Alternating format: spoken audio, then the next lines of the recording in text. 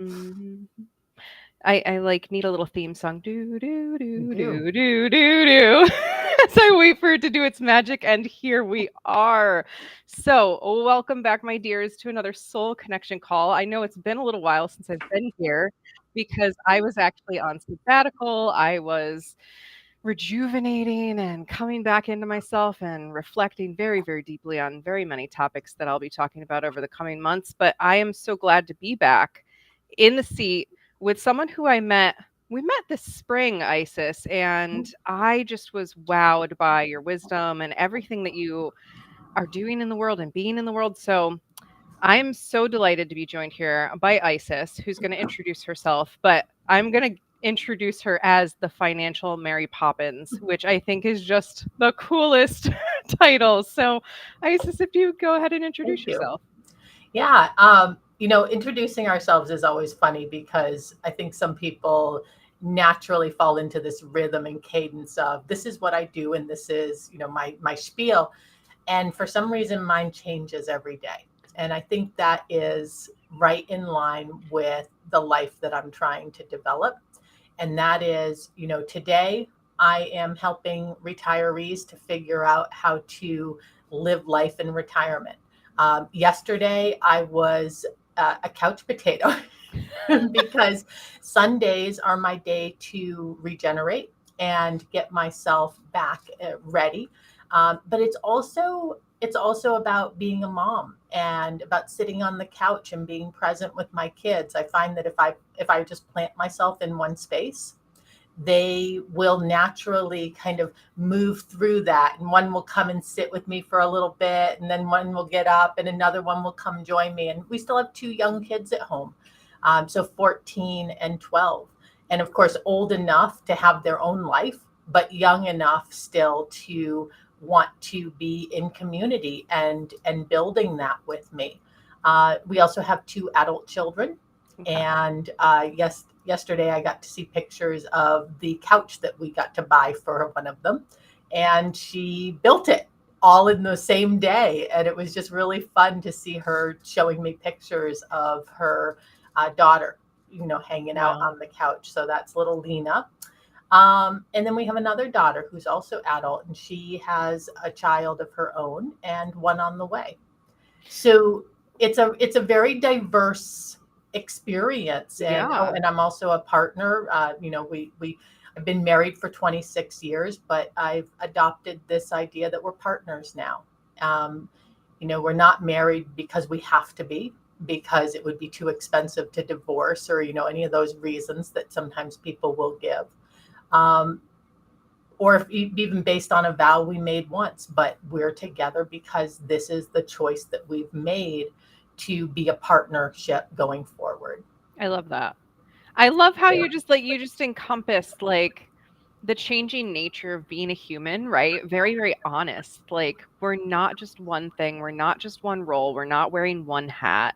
We are multidimensional beings. And I love that you brought in your family. I part of what's just warmed my heart around you is I can tell that you really care about community and like authentic connection and people being able to show up truly as themselves in any given situation and like have their needs for community and connection met. So Thank you. thank you for all of that.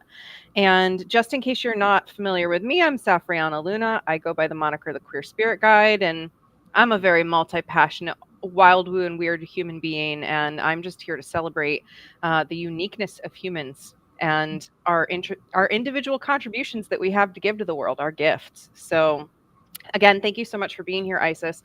And today, our topic is a loose one, so we can kind of take it and run with it. And when I met you, you had so much wisdom to give about money. And money is like a really anxiety provoking topic for a lot of people because we've heard so many missed messages. And then, hearing this story about your family and you creating space for your younger children to kind of connect with you, it just painted a bigger picture of why financial stability must be really important to you and something that you've really tried to aspire to. So is there any wisdom that immediately comes to mind for you just about like why wealth, generational wealth, money mindset is so important for connection even? I think that it's really hard for people to really be, there's all these words that come to mind, right? Their authentic self, their generous self, right? All of these things. I think that it just boils down to, if I'm worried about money, I'm not thinking about something else. Mm. My mind, my attention, everything is being consumed by this thing that I have not enough of. And you hear a lot of people talk about money isn't everything. Money's not always that important. It's more about relationships. It's and there's this downplaying to it, and I think that that works pretty well as broad general statements, Mm-hmm. especially good, emotion evoking statements. If we forget in that conversation that money is energy. Yeah. So I'm going to change that around, and I'm going to say we have to remember money is energy. So why is the energy that is money any less important than the energy that hugs and holds and snuggles and heals my child? Why do I have to live in it's okay with one but not the other? Yeah. That's a great question. I've never heard, I've heard money as energy and time and, things like that, but never this juxtaposition of money energy versus other Right. energy and why, how do we how Yeah, do we find balance in that? exactly. And that everything is a tool. And when my daughter, so what happened was my daughter reached out to me and knew that I had just bought a new couch. And this was a big deal. It was years in the making this choice to buy a new couch, because I'm a person that wants to be able to buy things from what I have or my overflow. I don't want to go into debt. Now, that doesn't mean that I don't use debt. It doesn't mean that I think debt is bad, but I want to be able to be comfortable and confident in the choice that I've made. Mhm. So we lived with this old broken down couch for many years. And so we bought the new couch, and my daughter says, who's putting together her first home all on her own with her daughter. She's a single mom. And she said, that old couch that you have, is it in the garage? Could I have it? And I said, well, of course you can have it. But I don't think that you're remembering what the shape was that it was in. And I'm not sure that I would wish that upon you. So, but so then I said, all right, well, we spent about $350 on that couch, and it helped in a pinch. And I thought, I think I can afford that. Again, I think somewhere below $400, I think that I can make this decision, and it is comfortable. And all of the opportunity for providing her with childcare, for making her meals, all of these other things, that does not solve the problem of my daughter and I would like to make a home Mhm. where we can be. And so I think we forget sometimes how to make these decisions. Mhm. And so rather than telling her this is my budget and this is what I'm willing to buy for you, or just giving her the money, it opened up the door to a big conversation that went something like, what are you hoping to accomplish with getting a new couch? Yeah. Well, now I get to hear the stories about how she'd like to have her little brother, our 14-year-old, come over and be able to spend the night and have a comfortable place to sleep. And she's really concerned that it not be too big and take over the room, because it's really important for Lena to be able to play. And right. And so now I'm getting to have this conversation about the life that she's choosing to build. Mhm. It's not about $400 or a couch anymore. It's about the problem that I got to solve. And its enormity in that it was all wrapped up in all of these other things. That's why I love money. Wow. Yeah. I have never heard it talked about like this before. So thank you for framing that because yeah, like when we're just in the number sense, I think we can talk ourselves out of things or into things even Mm-hmm. very easily. But when we get more into the root of the why behind anything, why do I want to make this happen? Why do I want to make this happen with someone else? Like Mm-hmm. you, again, I'm going back to you very clearly care about the actual connections that are happening between people.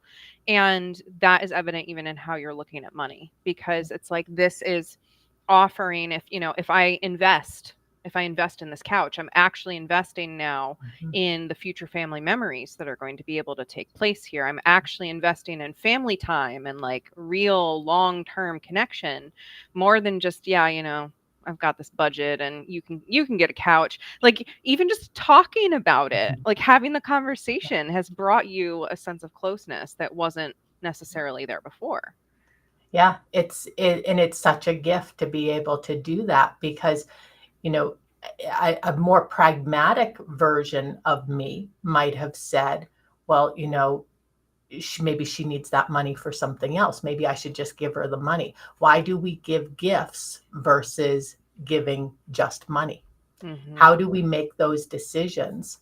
Um, these are the things that I don't want to say keep me up at night, but these are the things that my brain and my heart tends to work around, and they're you wouldn't think that those are the questions that are going to be answered by somebody when you hire someone to help you and advise you on your finances.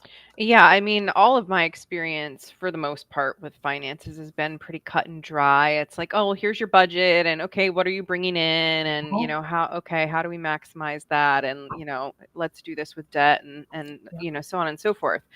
But the layer of bringing the humanness into it and talking about, what is the energy that you want to be putting out in the world and how is this investment, using energy in the form of money to get this thing, how's that actually going to create the life that you're trying to build? And so much of the work that I do is a lot of like helping people unhook from the stories of what we think we should do or have to Mhm. do. And I know I actually grew up in poverty, skipping meals and like not having clothes at times and things like that. And then fortunately, we got out of that when I was a younger teen, but things were still tight. And then I went on to be a teacher and a nonprofit therapist. So I've never been made of money. But I remember when I started to make money, like my own money, there was a story. I was like, oh, well, now I got to get a car. Like I need to have a new car and I need to save up for a house and I need to, there were all these markers in my head that Yeah. society had told me this is how you're going to know when you're successful is when you have enough money to go do this. So I really work on helping people unhook from that. And I'm wondering what your experience with that has been of people having, certain stories around money.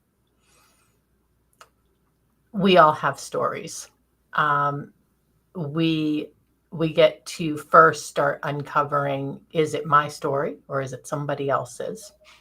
Um, you know, you can't really see it from this angle, but I have this vision board that's on my wall.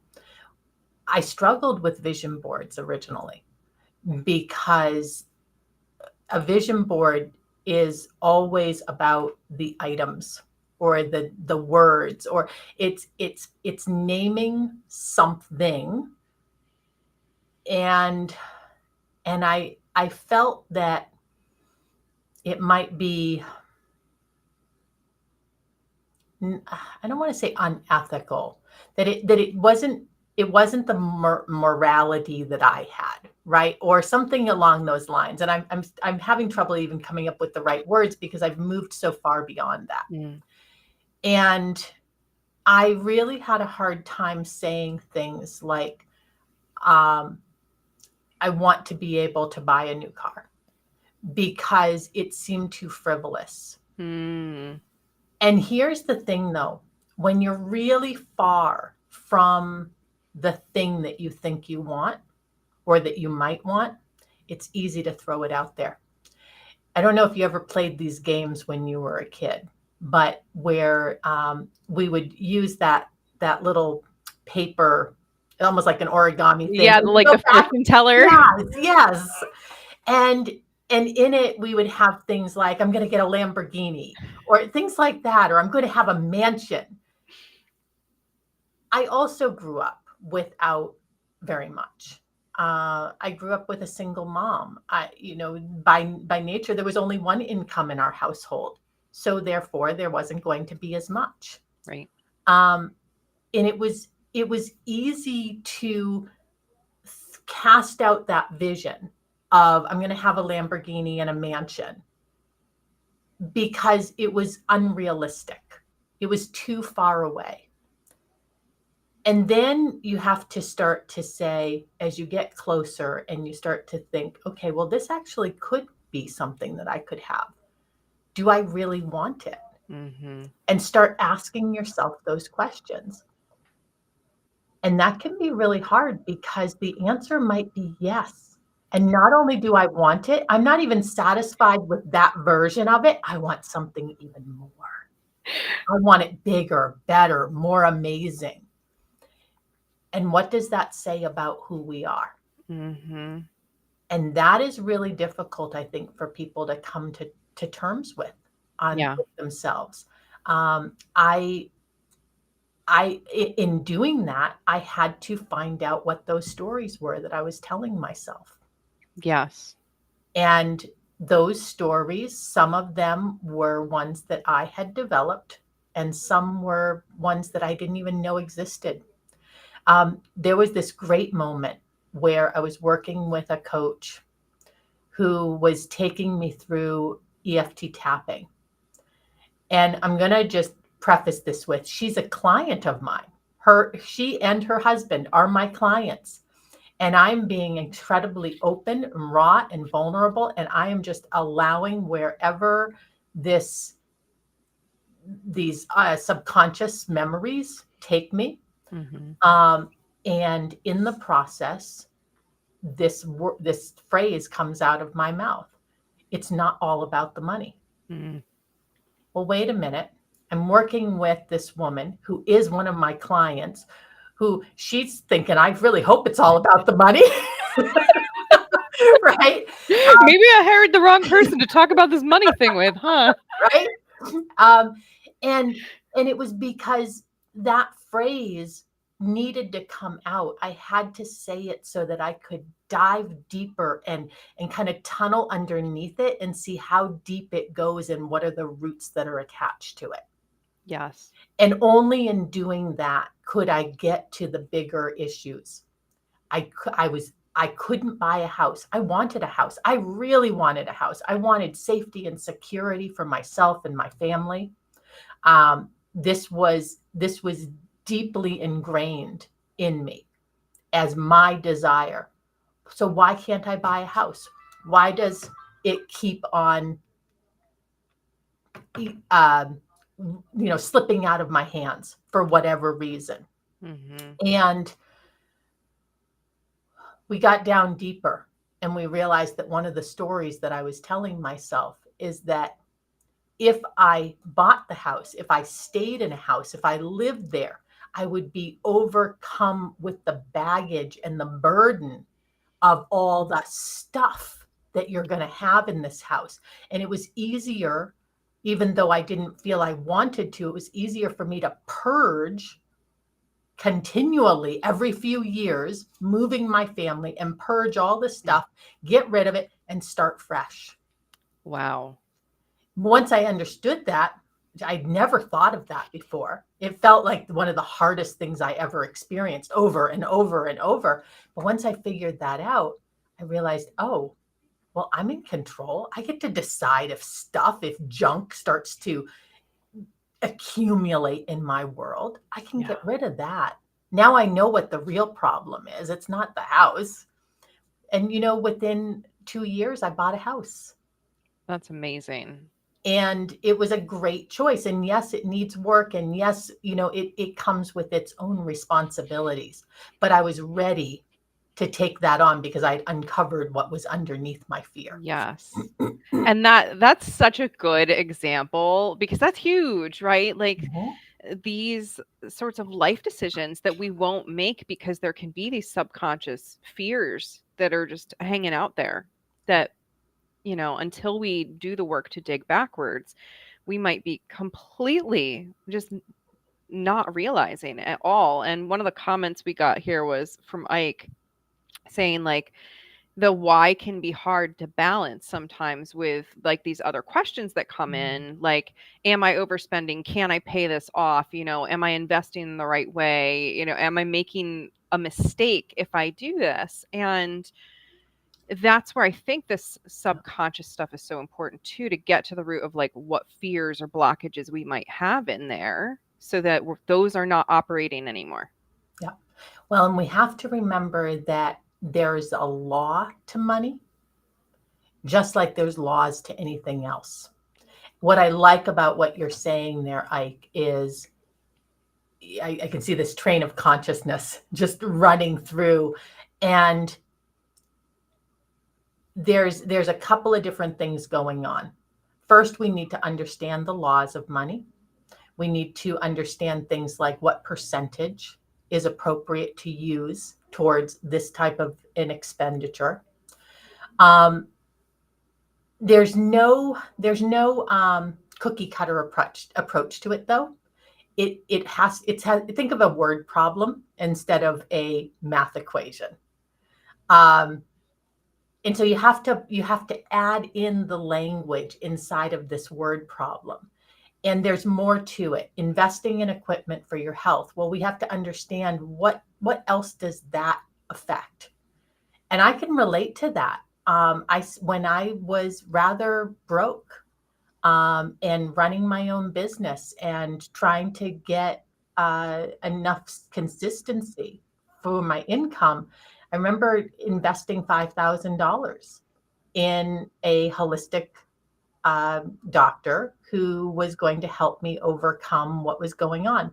Well, I determined that was necessary because so I did a SWOT analysis, and I realized that the one thing that could ruin everything was if I failed to be able to keep my health to do the work. Bingo. Uh-huh. That's what I just recently realized and was like, I'm taking a sabbatical. Yeah, that $5,000 was a fantastic expenditure now, because once I understood the reason I was doing it and what the requirements were of this. So I couldn't just go, had I taken that 5,000 and just gone to a regular doctor and had them patch me up and send me back out, it would have been a poor choice. Yeah. But instead I was given tools that I continue to use day in and day out that has made me much more productive. Yeah. You mentioned investing in podcast equipment. So here's an excellent version of that. Making the decision, do I go for my 7-year goal, right? Which is I want to have this quality of material, of technology. Or do I go with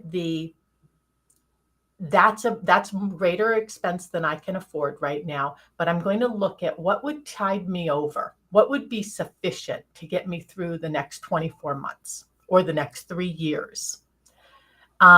Because what's my rate of return going to be on this investment? Now, this brings you to another piece of the conversation, which says, am I really going to give it my all? Right? Because, like I said, without going to that doctor and investing $5,000, if I wasn't going to maintain it, if I wasn't going to change my diet, if I wasn't going to learn how to meditate, if I wasn't going to prioritize sleep, then that was wasted money. But because I was willing to do all of the other work around it and really commit, it made an incredible investment. Yeah, and that brings to mind actually a conversation Ike and I were having recently about, we have to put in the work. No matter what, no matter what technology or expenses we put out there, we have to put in the work. And Mhm. they were reflecting on golfing. They grew up in a family that golfed, and they were telling a story about seeing these men get frustrated and being like, you know, these clubs are no good. I just need to upgrade to the next club. And then they'd come in the next time and they'd have, $3,000 new clubs, and they'd still be performing just as terribly because they weren't willing to put in the hard work to master the swing, right? Yep. So that's another big money question is, and I like that question is like, am I, if I invest this money, am I also going to invest the energy that Mhm. matches the contributions of this money? Yeah. Because I've put in thousands of dollars into coaching or marketing training or whatever for my business, and if I hadn't actually, like, I purchased the product Yep. and then I didn't show up, I wouldn't be getting anything back. So that is something that's so important. I love with this like analysis of, am I actually going to lean into the support that I'm investing in? If I get the new car, am I actually going to be driving it anywhere, or is it going to sit in the shed? Like, these questions that we can go deeper with. Why are we actually investing this energy? Yep. And are we going to match it with the other kinds of energy that need to really bring it to its fullness, right? It's like if I go and buy a bunch of canvases and fancy paints, but I never paint, what was the point? Yep. Oh, that's an excellent analogy right there, because that brings me to a conversation I was having with my 14-year-old. He would like to get some canvas and some oil paints. He doesn't want to work in acrylics anymore. He wants the oils. And so I said, I think that's something that I could help you with. Here's what I need you to do. You're going to clean up that side of your room, and then the reward will be that I'm going to purchase this. And so then I went into it even more, and I said, no, it's not because you have to clean the room so that I will reward you with that. It's because, here's the deeper reason, because it's going to be a new responsibility for you to Mm-hmm. have these canvas, to have these paints. And if you don't have a clean and open space, then you're very likely to end up doing damage to other things that will end up costing you even more in the long run. Mm. And I think that so often we just want to get to the end result really fast. Yes, we And do. any artist knows, any business person knows that if it's a quick fix, it's probably too good to be true. And so just sitting with that feeling and saying, why is it that I'm resisting this? The Mm-hmm. other thing, uh, when you just had so much good stuff in this, um, the worry around spending too much, a smart caution. I want you to pay attention to a couple of these words here that are really interesting. Worry. Anywhere there's worry, we're probably focused on the wrong thing. Mm-hmm. Um, and smart. We I don't know if you've ever heard somebody say dumb money. I don't think I have You actually. spent stupid money on that or something like that. We attach these other feelings to things, that it's smart. Well, if it's smart, then does that mean that it's stupid Mm. on another level? Right? It's there's we can't expect something to work with us if we're not respecting it. Whew. Yeah. Isn't that a huge thing, right? Like anything, if we have an antagonistic or worried attitude towards something, we're just not going to be able to achieve that synergy, that harmony, that collaborative relationships take, right? It's like we want to have a collaborative relationship with money, one that Exactly. really is companionship based and supportive and expanding, not limiting and worrying. But I know so many people that are constantly in worry state around money. And I literally I did what I feel is like an experiment with the universe, because I straight up quit my six-figure paying job Mhm. with no money in savings. Like we were not sitting on some hedge fund or something that I could lean back on, like nothing. And transitioned my wife into being the therapist, and like I stopped making money altogether and went like, what's going to happen? And practiced sitting with the worry, because of course it was there, right? And so I really came into a deeper mindfulness relationship with it, that I will always have what I need, was the like law of the universe that came up for me. Like I will always have what I need. And then I looked around and I waited, and that was the case. Like Yep. somehow still floating. Um but that worry, like I see people get spiraled down with it all the time, because there is this, what if I'm without? So what are some of those, like, what does that bring up for you? Or are there any rules or laws of money that go with that? Well, what you're saying and what I'm reading here right now is complete truth. It's respect the money, right? Mindfulness around money. We just happen to, in this country, have dollar bills. Other places have coins. Others might have stones or berries or eggs, right? It's all just a way of being able to use the abacus, right, to move the little beads and mark. We're marking time. We're marking our resource. Um, so how do we gain more respect? How do we gain more mindfulness around it? I think it really comes down to living with the reality of your needs, wants, and desires, as well as this knowingness that there's an abundance. And that is the hardest thing to do, to find a way to live with both together. Mm-hmm. I think it's why I'm naturally a entrepreneur. And I think it's probably the one thing that everybody who becomes an entrepreneur needs to be able to have, is that ability to sit with discomfort and comfort side by side and let them be together. Yeah. And know that one does not make the other one wrong. It's not, I'm not wrong in my belief that there is an abundance available to me just because I can see that my bank account is $150. And I'm so sorry, I don't know why that keeps on ringing. It's all good. Like I said, authentic. We're real here. I'm always on mute, but I turned it on earlier because I wanted to be able to hear a call that needed to come in. So, and It's now, always how it goes. It's literally there always we how it go. goes. Now I finally solved it. So where I was going with that is being able to recognize that there can be two truths at the same time. And while those truths may look on the surface like they are opposing each other, that instead we can find a way for them to come together and Mm-hmm. interlock. Yeah.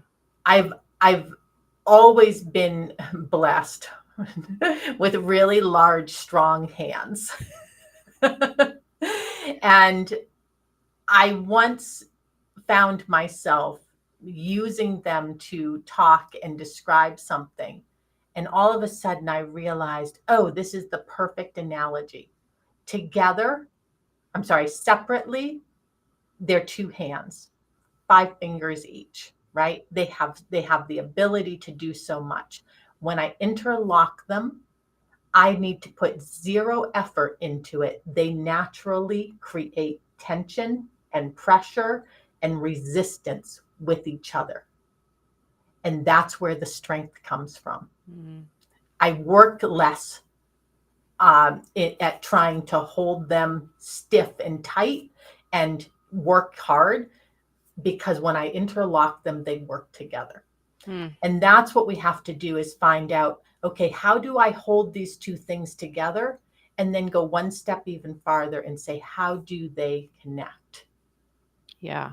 How can I take this knowledge, this understanding that I have a finite amount of money in my bank account, and that in order to get more, I'm going to have to get a client, I'm going to have to sell something, I'm going to have to improve in a skill, whatever that might be.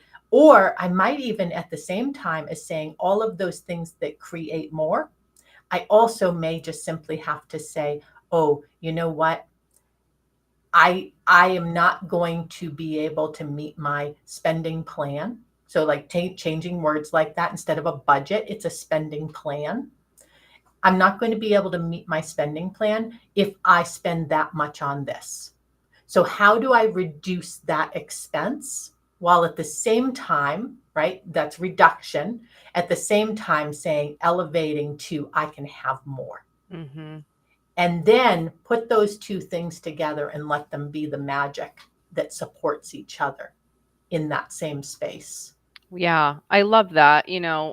Creating more and seeing where maybe less is good for a little while too, Yeah. right? Like it doesn't have to be a, oh my gosh, tension. It can be a, okay, an acceptance and Yeah. a playfulness.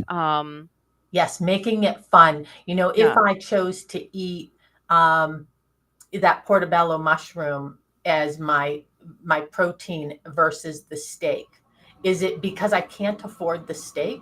No, I'm just making a choice. I'm just making a decision. And you know what? My body might actually enjoy that too. Yeah. And so there's always a way to view the upside of everything. And it doesn't mean that you need to become a Pollyanna and always be looking at, oh, the glass is half full and it's all going to work out and it's all good. No, because sometimes it's not. Sometimes you're like, you know what? I really would like to have the steak instead.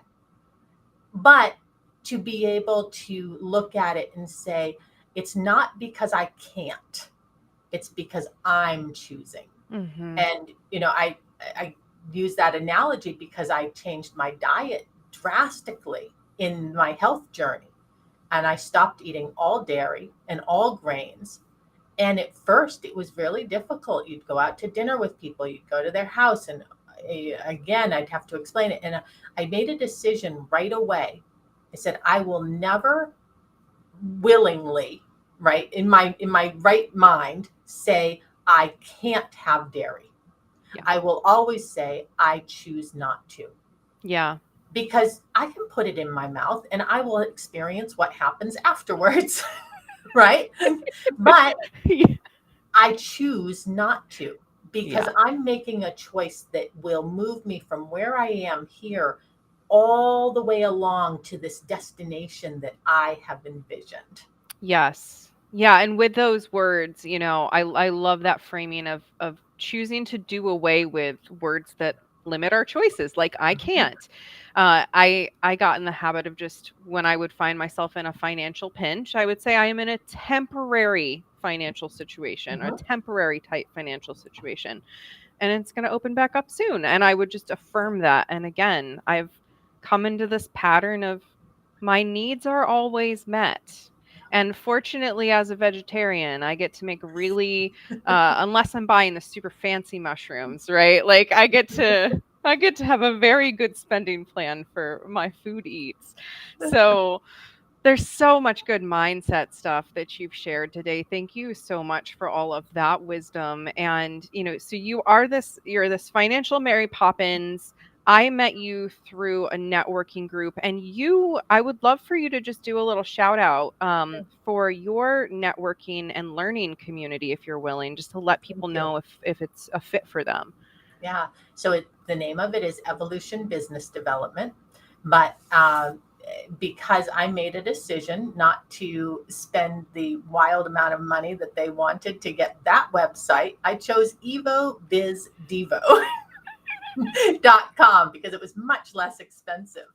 Um, so this group, it started, Evolution Business Development started back in 2017, I believe.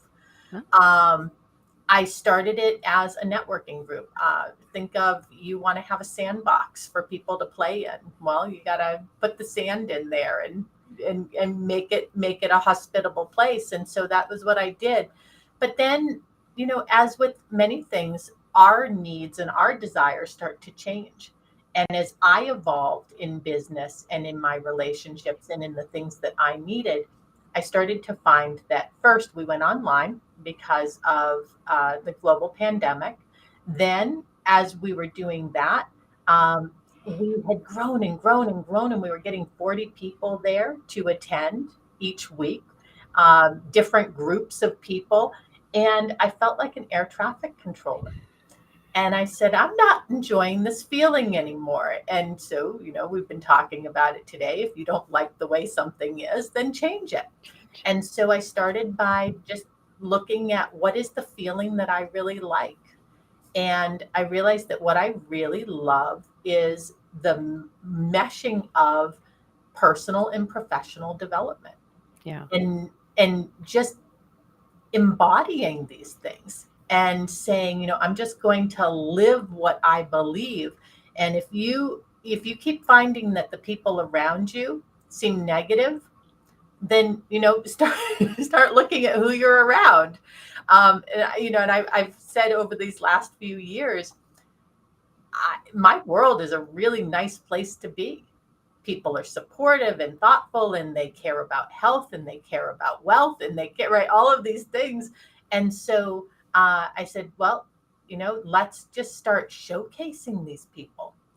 And so you yourself, Safriana, you're going to be coming to be a guest speaker. I interview, much like you've been doing. It'll be very similar conversation, probably. And then the second half of it, we move into a mastermind. And so you'll, as the guest that I'll be interviewing, you then get to run the mastermind. And so every week is different. And that was something that I really love. I love allowing people to just have the space to be who they are and to take an idea and run with it and believe that we're all adults in this community together. We all get the opportunity to show up as ourselves.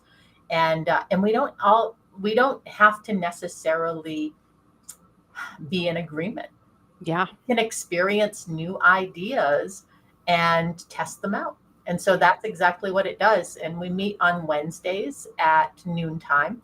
And then we have some really fun things that come as side projects to it. So, for instance, Kristen Quattlebaum, I'm going to give you the shout out, Kristen, because that's how we met, Safriana. Mm-hmm. And so we're going to be doing a marketing panel. That is going to be a really interesting idea. So, check it out on the website. It'll be up there pretty soon. And yeah, everybody's welcome, because the people who don't come for the right reasons, they just leave. I love it. I love when it's so clear, like, who things are for, and like, if it's a good fit. But I love your networking program, the Evolution Business Development Program. It makes sense.